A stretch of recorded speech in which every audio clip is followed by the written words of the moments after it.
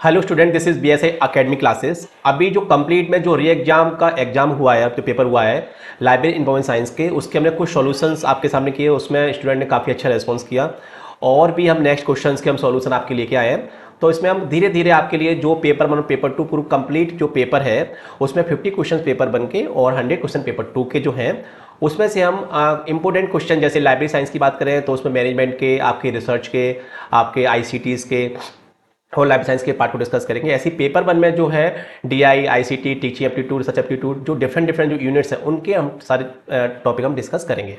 ठीक है, तो आज का जो हम एक क्वेश्चन लेते हैं, इसमें देखते हैं कि इसके हिसाब से करेक्ट आंसर क्या हुआ। देखो मैचिंग के लिए इससे पहले भी मैंने मैचिंग वाला क्वेश्चन सॉल्व किया था। इसमें देखते हैं, देखो इसमें क्या है, लिस्ट वन में ई रिसोर्सेस है और लिस्ट टू में उसके टाइप्स है।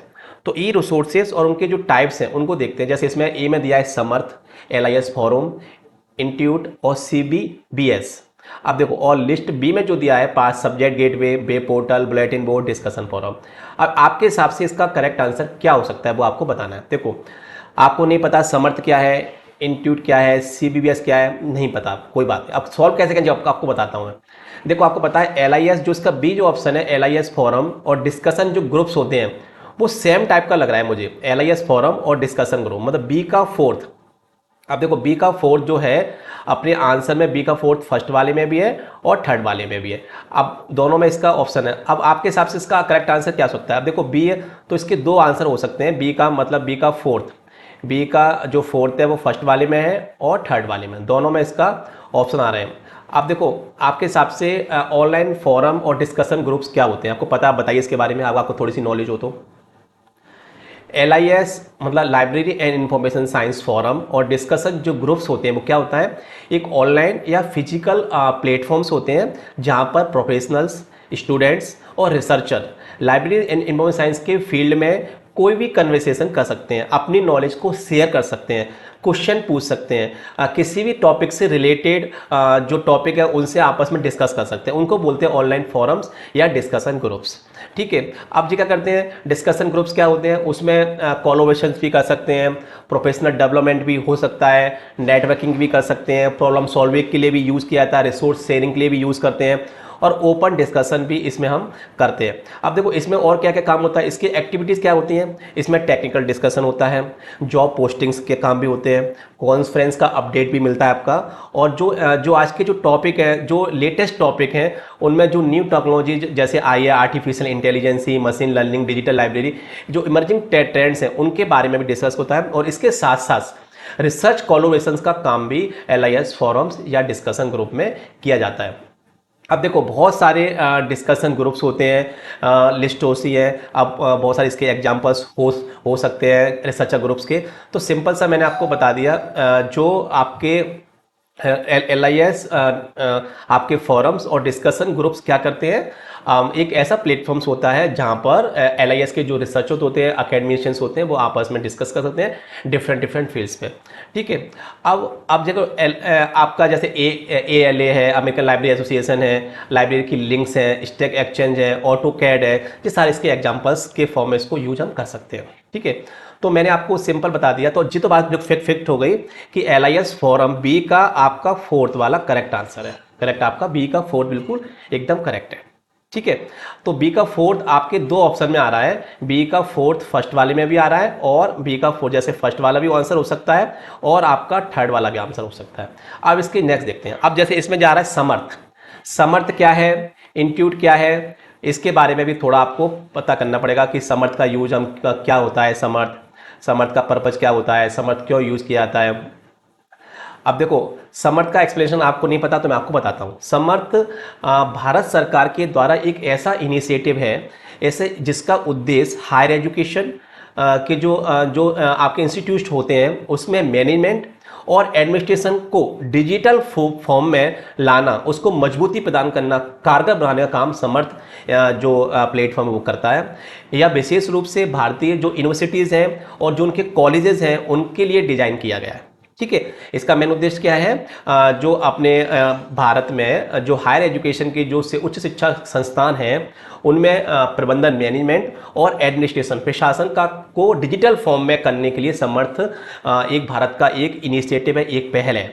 ठीक है, इसका मुख्य उद्देश्य संस्थानों की प्रक्रियाओं को एक्टिव बनाने के लिए, ट्रांसपेरेंट बनाने के लिए इसका यूज़ किया जाता है। या एक समर्थ जो है वो डिजिटल इंडिया जो कार्यक्रम का एक पार्ट है। इतना आपके समझ में आना चाहिए।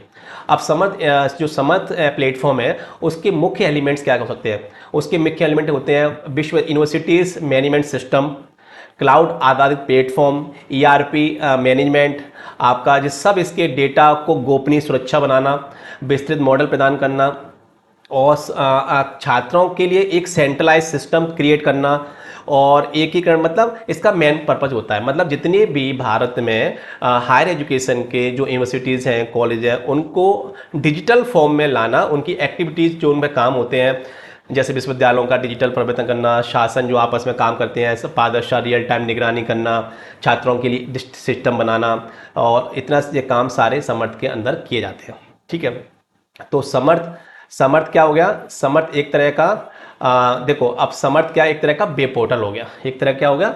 तो बी जो ए है, ए का, अब देखो ए का दूसरा, अब देखो बी अब देखो ए का दूसरा, ए का मतलब आंसर हो गया, करेक्ट आंसर हो गया बी। तो समर्थ क्या है? एक वेब पोर्टल हो गया। एक वेब पोर्टल है जहां पर हायर एजुकेशन के जितने भी हायर एजुकेशन इंस्टीट्यूट्स हैं, यूनिवर्सिटीज़ हैं, उनको डिजिटल फॉर्म में लेके आना, उनके मैनेजमेंट को और उनके एडमिनिस्ट्रेशन जो काम होते हैं उन सबको उनके लिए काम किया जाता है।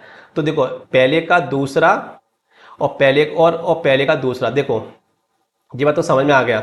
चौथे का डिस्कशन ग्रुप है फोर्थ, तो बी का फोर्थ। अब देखो पहले में भी फोर्थ है, पहले इसमें भी फोर्थ है।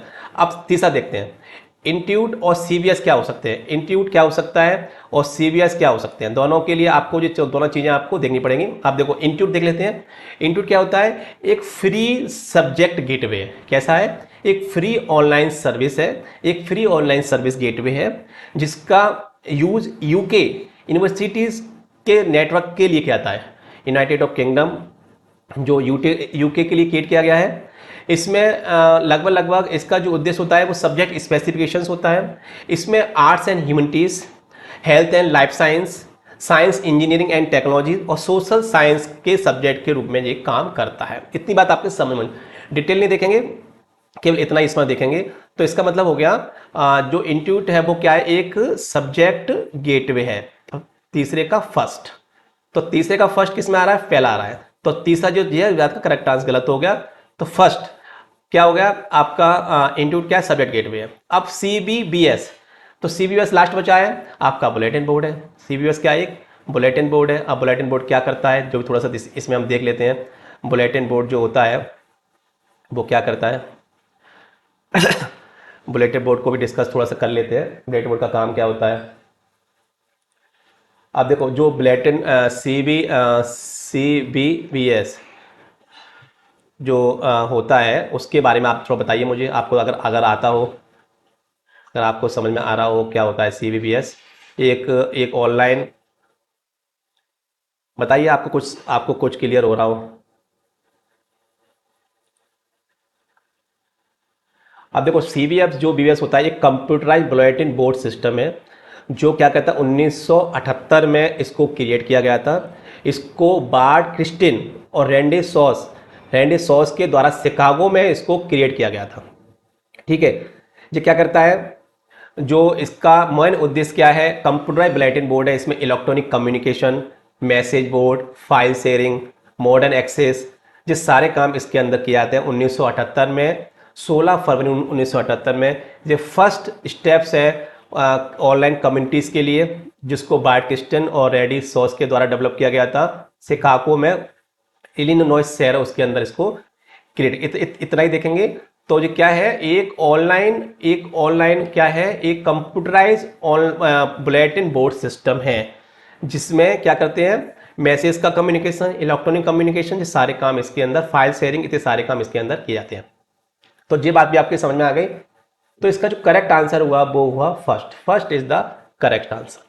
ठीक है, अब समर्थ LIS फोरम और डिस्कशन ग्रुप एक ही हो गया, इंस्टीट्यूट हो गया, सब्जेक्ट गेटवे हो गया, LIS इंस्टीट्यूट सब्जेक्ट गेटवे हो गया, और CBS एक जो हो गया, CBS जो है बुलेटिन बोर्ड हो गया, कंप्यूटराइज बुलेटिन बोर्ड सिस्टम है जिसके अंतर्गत हम मैसेजेस और कई सारे काम कर सकते हैं। तो इसका करेक्ट आंसर अपना हो गया first is the correct answer.